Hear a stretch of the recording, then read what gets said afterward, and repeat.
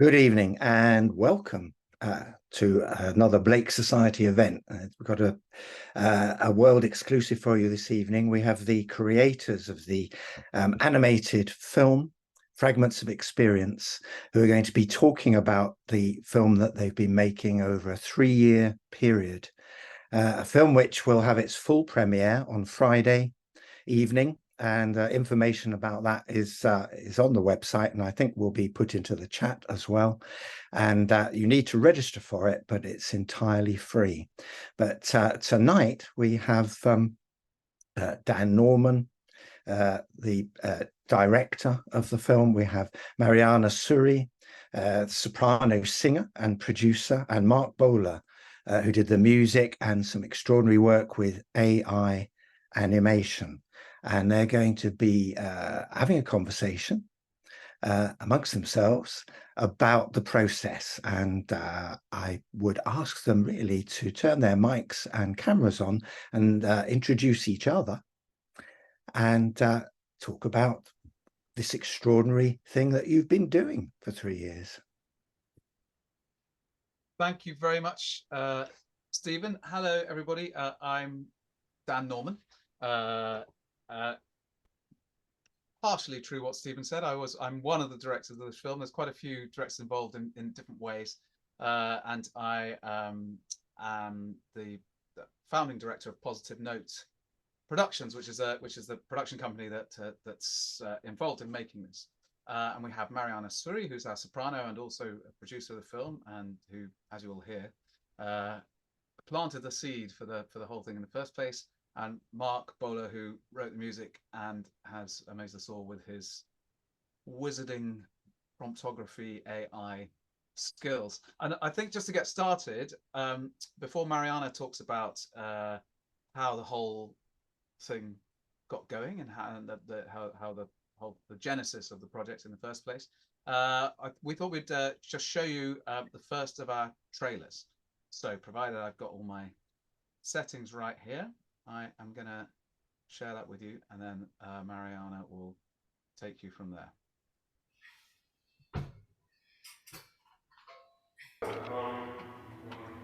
Check 9. Folly is an endless maze. Tangled roots perplex her ways. How many have fallen there? They stumble all night over bones of the dead and feel they know not what but care, and wish to lead others when they should be led.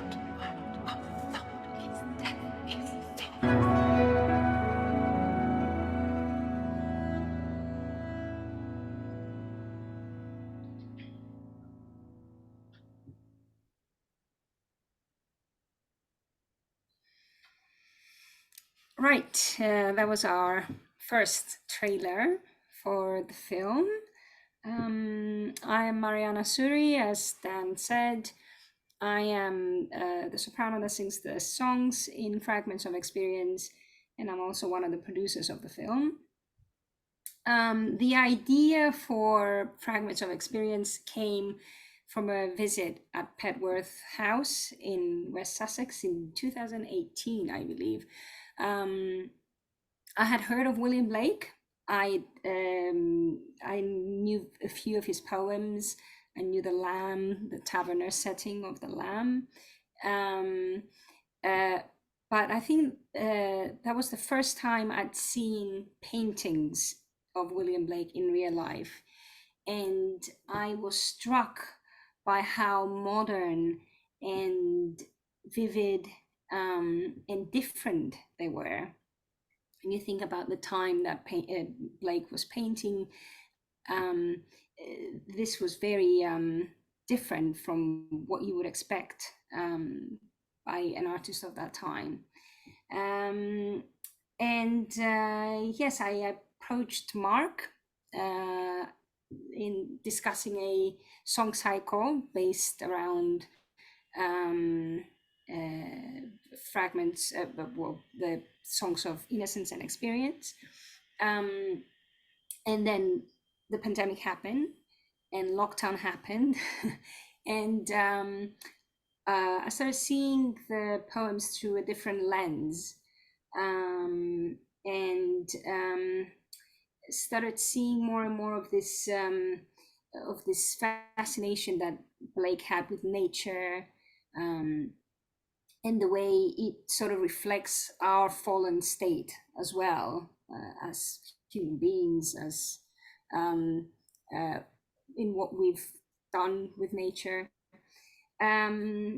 So we started thinking about marrying both the visual and the poetic aspects of William Blake, because the other thing that amazed me about him is that he was an incredible artist, but he was an incredible poet, and both arts were very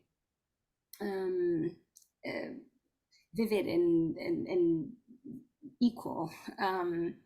So, and having had everything go to online, we were both thinking with Mark on how we could make a work that could apply to the life that we were living back in 2020, 2021. And that's when we, Mark suggested Positive Note. And we brought Dan on board. And we were also planning to have an animator and a puppeteer who was going to make digital puppeteer in the film, Jeremy Hamway Bidgood, but unfortunately he was ill. He became ill and dropped out of the film very early on. We met in April 2022 and had a workshop. And during that time, we decided on the structure of the piece. We decided on the pieces we were going to use, and just put the basic foundation on the film. And then Mark took over with the composing. So I did. Hi everyone, I'm Mark. I'm the composer and AI promptographer. It's a new piece of terminology that's only arrived this year, really, or last year. And I'm also one of the producers. And yeah, as Marianna was saying, we had a workshop in April, and the delivery date for the recording session was scheduled for July the same year. So not much time for me to write the music, because of course it doesn't mean delivering the music in July, it means delivering it in good time for the performers and the conductor to get to know the music, and for Marianna to get to know it and come back to me with observations and things like that. So I won't say my work cut out, but it was a busy period for me, getting on top of the words and writing the music. The texts we selected for the three songs that form the song cycle are The Fly, Sick Rose, and The Voice of the Ancient Bard. So all from them, Songs of Experience. And then we also selected some text, some fragments of text to sit in between the songs that would be spoken. That's pieces from the introduction and Earth's Answer. So again, all from fragments from Songs of Experience, and the main fragments of experience came from that idea of kind of picking fragments from different poems. So I was beginning by concentrating on the three songs, and my initial ideas, I figured we were looking at this kind of ecological, or looking at it through an ecological and environmental lens, and it was a little like looking at a dance between humankind and the natural world. And so I wondered, first of all, if maybe rather than just starting with a blank piece of paper, which can be a little bit daunting, that I would start with this idea of each song, each of the three songs, being based on a different dance form, and that would be the kind of the framework into which I'd work. So I started off working down that way, and it kind of felt a bit too restrictive, and it didn't feel very Blakean. It wasn't really freeing my imagination to go wild. So I scrapped that idea, or I thought I had anyway. And I went back to the words. And of course, they have to be the most important thing in the piece. This is all about the words and making sure that Blake's words are heard and understood. So I sat with the words, and I walked with the words, and I dreamt with the words, and I sang the words around the house. And the way I ended up working was just to write melodies out and work out where the lyricism was in the Blake texts. So I'd be sitting here at the piano, big piece of A3 manuscript paper, and just write the whole melody out for the entire song. Then I would start to add accompaniment to it. Then I would maybe start to think about the structure, and I would be chopping it into pieces and moving things around, creating space. And of course, eventually then it also needed to orchestrate it. So the instrumentation chosen to work with is what's known as a Piero ensemble.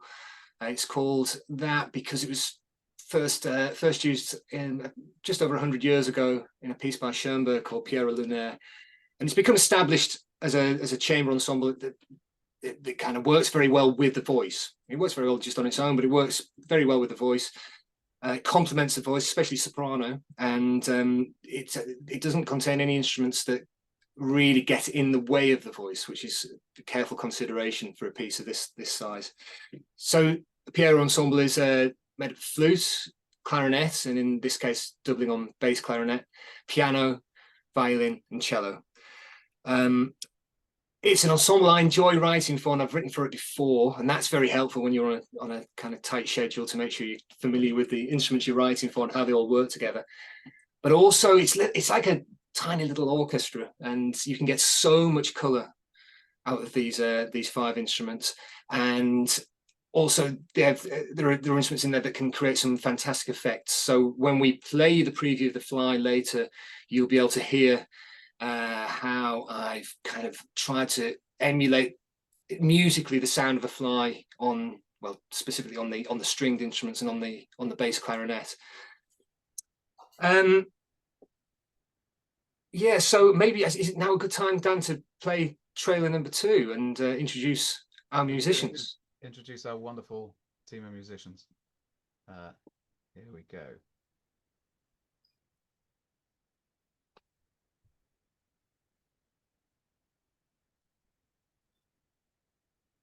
Thank you. Just wait for all cameras to start. Sorry, yeah. That's all good. That's fine. Yeah, just Hannah's going to be rolling on. Yeah, sorry. After you found that, let's do B.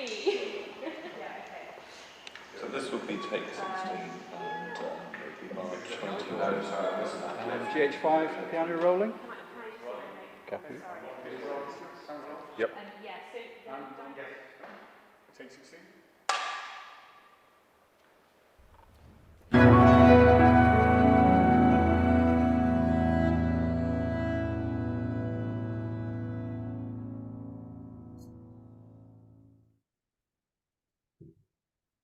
Should know what it's called by the time we get to the end of this. So that was footage taken from the recording session, which was in July 2022. There were 2 days we spent in. It was incredibly hot. I remember we were in the middle of a heat wave, and we were in the relative cool of the chapel at Somerville College in Oxford. It was an intense couple of days, a fun couple of days. First day was spent rehearsing, and the second day was the actual recording session. We had Miles Eastwood actually recording everything, so there were microphones everywhere. And then on top of that, of course, you've seen the footage, we had a film crew as well, just to add a little bit of spice to it and some more, a little bit of pressure for the performers, as if they didn't have enough already. That's right. So we had a setup of 4 cameras, and filming with all 4 of them all at the same time, because when you're producing film for something like this, the workflow we use is to prioritize the sound. So you record it as if you were recording for a CD, for a classical recording, where you're working through the piece and you're making sure you've got absolutely the version that you want it to sound like. So that sound edit is patched up of lots of individual takes. You might have, you know, for the first song, it might be like the first 30 seconds is from take 4, and then there's a couple of bars from take 8, and then we go back to take 4, and then there's a big chunk from take 5, and you're piecing it together. And if you're then going to be showing footage using your sound edit as the soundtrack, you need to have the right bit of film for that take, because especially with voice, when someone's singing, the tiniest difference just immediately looks wrong. So it's quite a painstaking process of keeping track of all the take numbers, and of being very systematic when you're putting it together. Because for my edit that I made of the songs from the of the footage from the recording sessions, which make part of the film footage. There are 4 elements in the film. There's the animation, Harrison Fleming's animation, which you'll see little bits of in The Fly. There's Mark's incredible AI animation, which was really interesting. There's footage from the recording sessions, which is what we're talking about now, and there are also there's what we call pan and zoom footage of Blake's the pages from Blake's songs of Innocence and Experience. So and some of his other artworks, which Marianna picked out as being kind of appropriate to go with those songs. So you'll see bits of all of that. I think hints of all of that this evening. But yeah, but I had to produce an edit of the whole piece from the recording sessions, because we didn't know when we were going to want to know what. So it's a question of finding the right takes for the audio edit, fitting everything together, and having this all going on 4 different cameras, all at the same time, which anyone who's handled any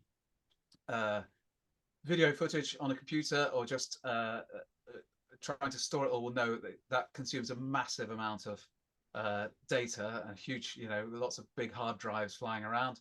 And also, once you're editing, if you're editing the footage and you've got a sort of multicam setup, it's very it's very hard work for the computer too. It needs some seriously powerful hardware to handle it.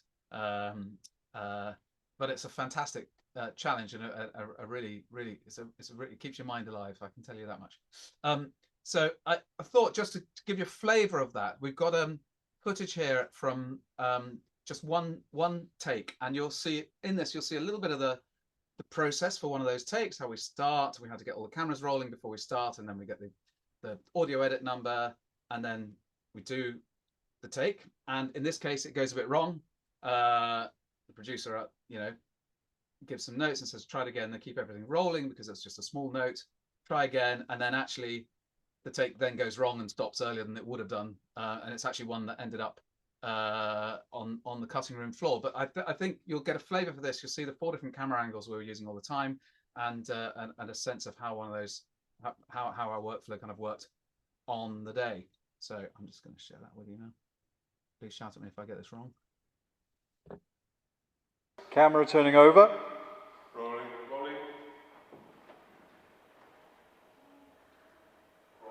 Mark's here. Take 5. Take 5.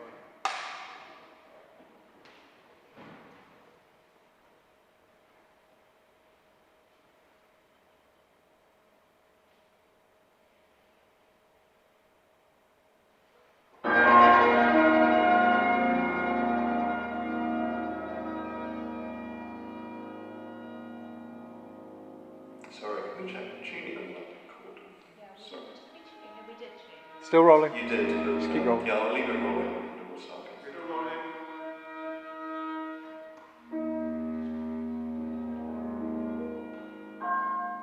think we're good. Okay, thanks. Yeah. What was it that was sounding out to you there, Miles? I think you fixed it. So it's difficult to identify the tails. But it's good. Yeah. Here we go.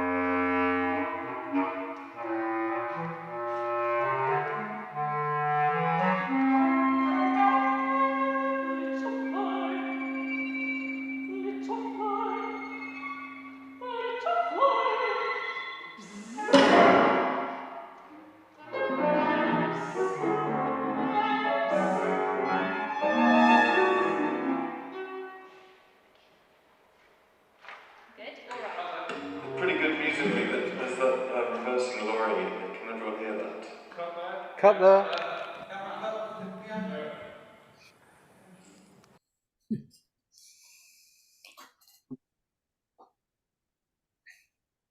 Some nice behind the scenes footage there where the camera just went off to the side and you saw us in the background. Fortunately, we weren't eating our sandwiches or anything at that point. But so one of the elements that we were talking about, one of these 4 different elements was the AI video, because we realized kind of quite late that we wanted to have different visual elements going on. We had the animation from Harrison for the first couple of songs, but we wanted to introduce something else, something to bring it into the kind of real world in a way. I think would that be fair to say how you're approaching it, Mark? With the AI? Yeah. Yeah, I mean, oh, sorry, we're going to be talking about you want to talk about the electronic music before we talked about the AI. We'll come back to the AI, I think. We'll come back. Let's come back to AI. Yeah. Yes. And I mean, Marianna, did you have anything to contribute about the recording process? About the recording session? Well, yes, it was amazing. It was a fantastic experience. All the musicians involved were absolutely phenomenal. It was, as you said, Mark, it was an intense 2 days rehearsing the piece, because as an ensemble we hadn't met before, so it was the first time we were meeting and then recording the next day. We had some rehearsals with the conductor, myself and the pianist and the conductor, and you were present as well, Mark, and Dan was present, but as an ensemble together it was the first time we were meeting.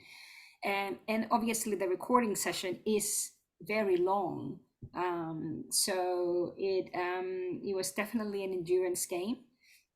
It was definitely a focus game, trying to keep focused for all that time that we were recording, and you know, honing on your craft, because when you do a performance you're performing for 1-2 hours, but when you're recording it's a much longer process, so you have to keep yourself reminding yourself to do all the right things vocally as a vocal athlete, as a musician, and most importantly to be doing your job as a communicator and expressing.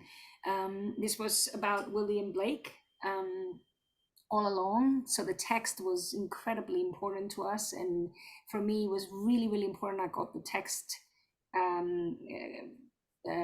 coming through clearly, but also being expressive with the music that you had written, Mark. I mentioned earlier that there was a particular moment in The Sick Rose where it's a very moving piece, and Mark was sort of swaying in the music of the piece, and I was singing this piece, and I kept thinking, my gosh, the man that's written this piece is right here. So I have to make sure that I deliver, you know. It's not often that you have the composer right there in the room while you're recording something or performing something. So, and being filmed. Yeah. So, and you have to sometimes the kind of recording situations can become you become so focused on the small things and they become a bit clinical that you forget that it's actually a performance that you're doing, to stay in that world, which I thought you did a great job of. And Miles, our audio producer, was also very good at kind of keeping that fresh. I think with he just would give kind of gentle suggestions and to keep things ticking over and knowing when to move on as well. It was a fantastic experience. Yes. So yeah, the next thing that happened after that, Miles took the recordings away, did his kind of wizardry on it all, and we came back with 3 completed songs, the master recordings. And then from those recordings, I started working on the electronic music. So back in the workshop we'd had, we decided that we had the 3 songs, and between each of the songs there'd be fragments of spoken text, but also decided then that between those fragments of spoken text would be supported by some kind of electronic music that was based on the recordings that we'd make. So my idea with this was to create a seamless experience for the listener. So the whole thing lasts roughly 18 minutes. And by that seamless, I mean that there are no sort of silences, there's no pauses between the songs. It just flows. And we also, there are two very distinct sound worlds. The sound world of the songs with acoustic instruments, you know, you're hearing them in a space, recorded in a space. And then there's the other sound world, which is very kind of ethereal and with all pointillistic things going on, which is the electronic music. But I wanted to tie everything together by making sure that the electronic music was based entirely on the recorded music. So that all probably sounds a little, maybe sounds a little bit confusing. The way I actually went about doing that is to take samples from the recorded music. And if you can imagine, say you've got the beginning of one of the songs, I could take it and literally smear it backwards, time stretch say a 5-second sample and stretch it back so it's 30 seconds long. And then I can get the end of one of the previous song, get a little sample from that and stretch it forwards, and then have the two cross over. And what you get then is this very strange textural world, but that's perfectly linked to the songs either side of it. So they flow into one another. And then something else I did as well to play around with the idea of this being called Fragments of Experience was to, again, take samples from the recordings and use granular synthesis or granular sampling to break it up into tiny little pieces. And then you can kind of play these grains back in sort of in strange orders, so you get an impression of the recording you've heard or that you're about to hear, but it's in tiny pieces. When you're talking, Mark, about that, when you're talking about them like taking the end and bringing it backwards, yeah, you're mirroring the sound, right? So it's actually it's reflected. So we hear the sound in reverse. In reverse, precisely. So it leads into it. So there's a crossing point where the reversed sample becomes the actual recording. We've got the recording. We should play the audio. I'll explain what you're about to hear. So there's first of all, you'll hear, if you would just listen to the songs, you'll hear what you would hear at the very beginning of the piece. It's a descending motif in fifths across the ensemble. And when I composed that, I knew that I was going to have to do something with that material to create the introduction, but I didn't know what that was going to be. So what you'll hear that, that's a few seconds. Then you'll hear it straight away afterwards, just in reverse, the same amount of time. Then you'll hear the smeared version. It lasts 2 or 3 times as long, running into the beginning of the song. So you get an idea of how this all kind of melds together. Okay. There is that.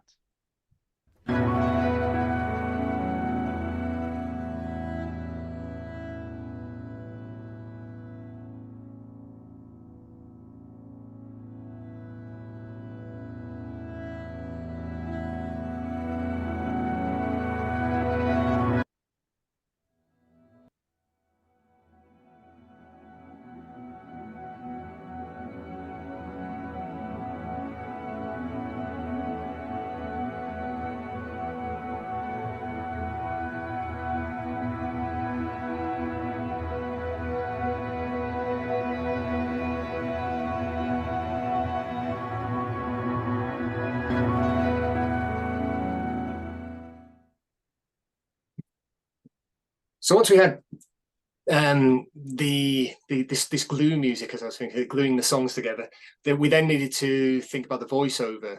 Who was going to speak the fragments of text over the top of it. So you know, we wanted to engage with lots of different types of audience, but also we want to engage with a younger audience, an environmentally conscious audience, and we maybe felt that, you know, me and Dan as middle-aged white men weren't necessarily the right voices for doing that type of communication. So we decided to find a voice of youth to do that for us. So do you want to talk about how we found? We like, as our dream candidate for this role was the rapper Stormzy, and I felt like we had a really good chance of snagging him for it, and spent some time putting a pitch together make that happen, but it didn't happen, unfortunately. You know, maybe for the sequel. And then we started looking. Mark and I started looking for people and trying to work things out to find a suitable actor. Basically, I think was going to be the simplest solution. Someone who could, you know, who knew his craft. And we felt a bit ill-equipped to just pick someone out of the air. And I was talking to another filmmaker I know who's in Oxford or Oxfordshire, and she'd had a great experience. And there was an actor in a film that she'd made who I liked, and she'd had a really good experience casting that film with our casting director, Tonya Daly Campbell. And so Victoria put me in touch with her, and she's fantastic, and also have the benefit of being from Wolverhampton, which is very near where I grew up. Come on, Wolves. And she had some great ideas and put a suggestion out to loads of people, and then so we suddenly had all these people to audition, which was a great process that Mark and I did over Zoom like this, because I was in Hanover rehearsing for an opera at the time, and Mark was in Bedford, and most of our candidates were in London, and so they all zoomed in from all over the place. Some various picturesque backdrops in parks and things. It was a nice sunny day, and we had a really good experience. But I think one candidate kind of stood out from the off. It's so much so that, you know, the Yomi factor became an expression that we used. Yeah, and it was clear who we were going to pick, and Yomi took direction very well, but kind of didn't really need much direction, did he? He just got it. He got the text. He sort of understood how to deliver it, and he had a beautiful tone to his voice, which really kind of contrasts Marianna's voice, and that was something we were looking for as well. We've got these contrasting sound worlds, so you know, there's that to think about as well. So yeah, then we had a voiceover recording session at Smooth Studios in London on another really hot day. You'll see that in the next trailer. Yes, yeah.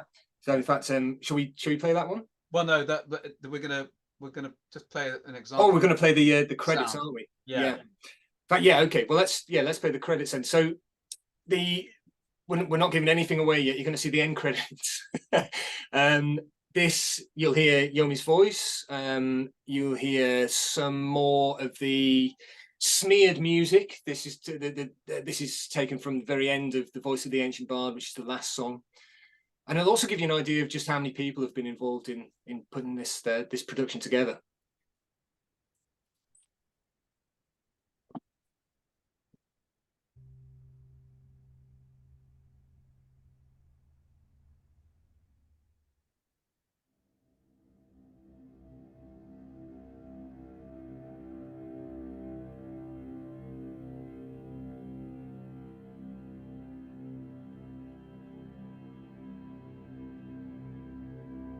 Youth of delight, come hither and see the opening morn, image of truth newborn.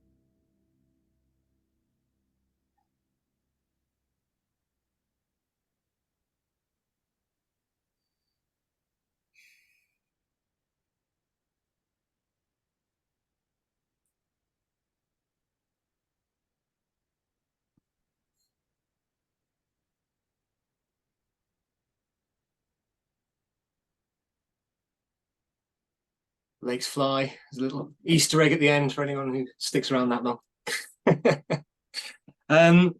So at that point, I mean, we've done this in a slightly non-linear order, but we have all the audio accounted for at this point. The next thing we had to think about was the film. And as Dan mentioned, there are 4 elements, and we had the live footage. We had Blake's own imagery, which we weren't 100% sure how we were going to use to begin with.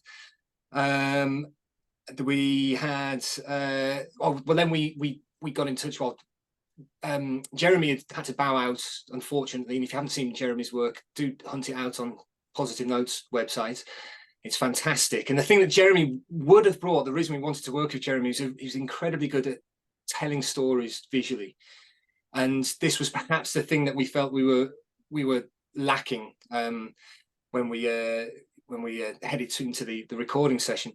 So Dan went on the hunt for somebody who might be able to help out, and found Harrison Fleming, who's an award-winning animator, and we hired him to create some 2D animation to just help with the storytelling, mainly in the fly and the sick rose, and you'll see some of that when we play you the fly later.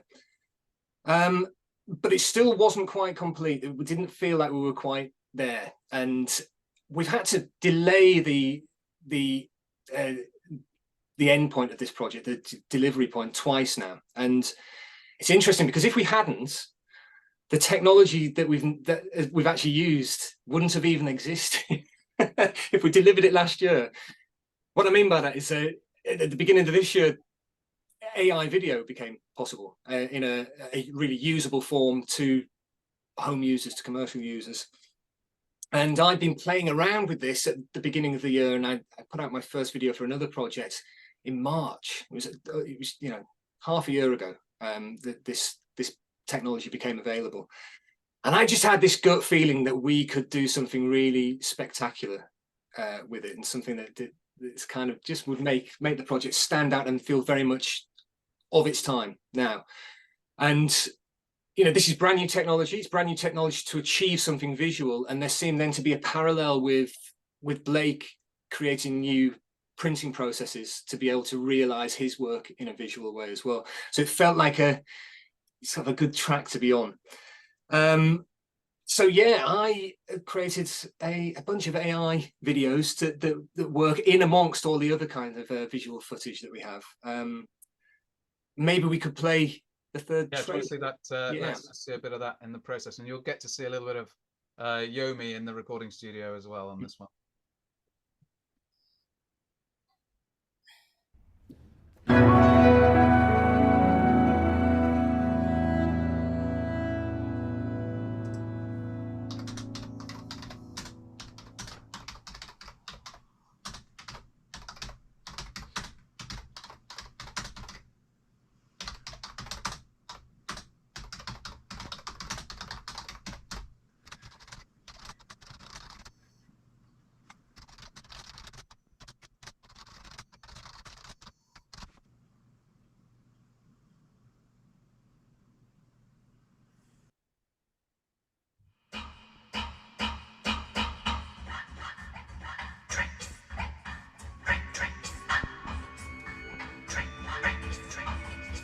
O earth, return! Arise from out the dewy grass! Night is worn, and the morn rises from the slumberous mass.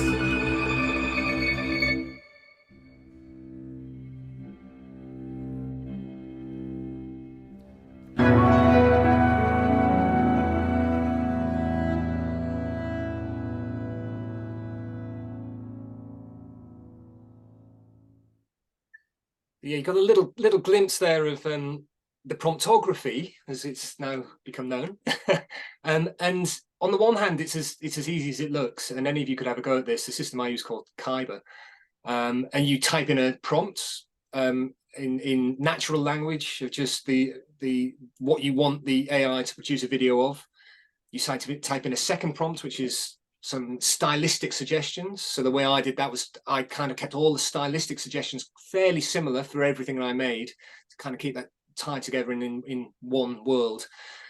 And then there's a bunch of other settings you can make, and then you wait and see what you're given.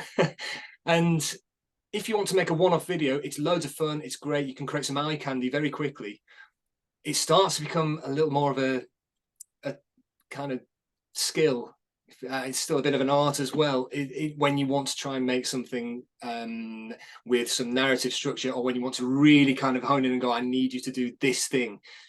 And then you've got to learn how to talk the language of this system, and they're all slightly different. So you've got to work out, it's just trial and error. What needs to change from what you've output. And occasionally it would work very quickly, but sometimes I'd be working for 4 or 5 hours trying to get a 10-second clip, and then have to just scrap everything at the end of it because it just wasn't working. But occasionally it would work very, very well. You'll see at the end of The Fly, when we play that, there's just as it starts to fade out, because you need to come along on Friday to see it all, but you'll see some footage I created there where I just input the Blake text, Earth raised up her head from the darkness, dread and drear, and you just took what came back, and on that occasion it came back with something really beautiful and quite poignant. So yeah, it's been fun to use this. That's sorry, I didn't know you'd done that. Did you not? Right. Yeah. Fantastic. You want to play the Ancient of Days to show how it kind of works, Dan? Yes. So this is if you get that queued up, this is Blake's Ancient of Days, and I asked it to I asked the AI, you can give it a seed image, and I asked it to change it into an industrial landscape, so it keeps the Blake color palette but becomes an industrial landscape.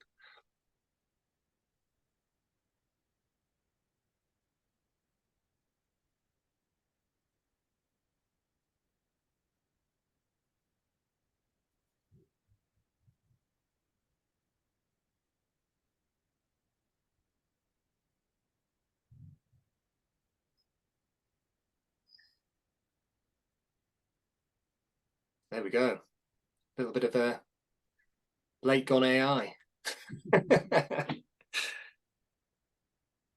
And we kind of twiddled that a little bit for the film itself. So it's the transition from that Blake, the Blake image going into it is a little bit smoother, but it's still clear where it's coming from. And I think it's really incredible how the kind of the gable of the factory comes out of that image. I think it's really striking. Yeah. So I guess we're just getting to the stage where we're putting it all together, and the one thing that had constantly come up in discussions about this, and that Marianna was very insistent about, was having Blake's artwork involved. And I think it's fair to say that Mark and I were quite resistant of this for quite a long time. Personally, I kind of thought I was more interested in producing a kind of response to Blake's artwork than using the original artwork itself. But we were wrong. I was wrong. We were wrong. And Marianna was right all along, and we saved ourselves a lot of time and heartache if we'd listened to it a bit more carefully. But because in the end we had the animation, we had the footage from the recording, we have Harrison's amazing animation, which is it's very poignant. Actually, it's really fun for The Fly, which is what you need. It needs to be something kind of fun but thought-provoking, and that's actually the little things he's done with the rose and things are absolutely heartbreaking. And that little bit of that sort of star storm you saw at the end of the thing, that's his animation, traditional animation rather than AI. But actually getting the Blake artwork involved in more than just being the seeds of the AI work was really effective. And in fact, by using this pan and zoom footage of the actual poems and the artwork in the poems, it helped also to provide something which is a bit more interesting than conventional subtitles, so that you can really consider the text as it's going along. Because I think those poems, I mean, they're wonderful recited, but I think Blake obviously created them to be something that you take in by reading them, and so to have that element available as well during the film is actually super effective, and so I take my hat off to Marianna for seeing you that. don't have to do that. Yes, like seeing it I, but years before we did. well, I think it just by when I saw where we were going with the film, I felt when I was looking at the film, I felt there were specific moments that there was such a plethora of Blake's paintings that could be inserted in there to tell those kind of stories, and I thought, why not? Our source of inspiration is William Blake, so why not use some of his other paintings to insert in there? So there we go. So Well, I think we need to have enough time to answer some questions as well, because I'm sure there are lots of interesting questions and observations that people would like to make. So we've got a sample that we'd like to show. I think Mark can tell us what we're going to see. Yeah, so this is our little preview, especially for the Blake Society.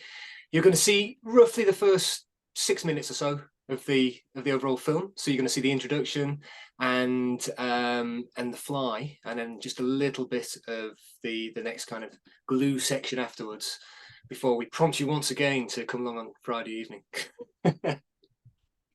I hope you enjoy it.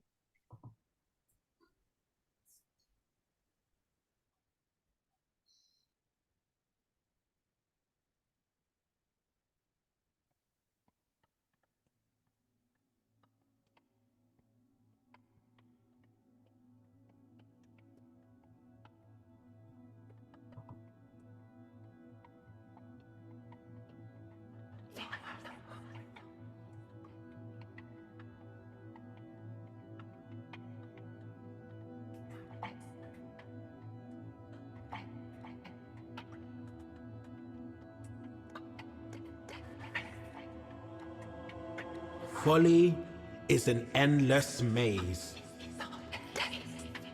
Tangled roots perplex her ways. How many have fallen there? They stumble all night over bones of the dead, and feel they know not what but care, and wish to lead others when they should be led.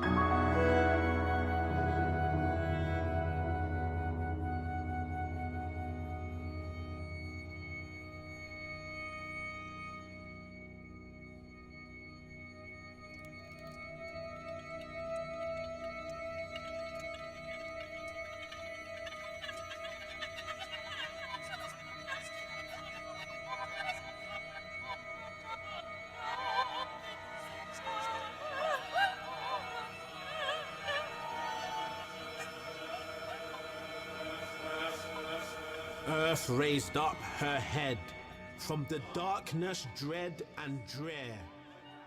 Her light fled.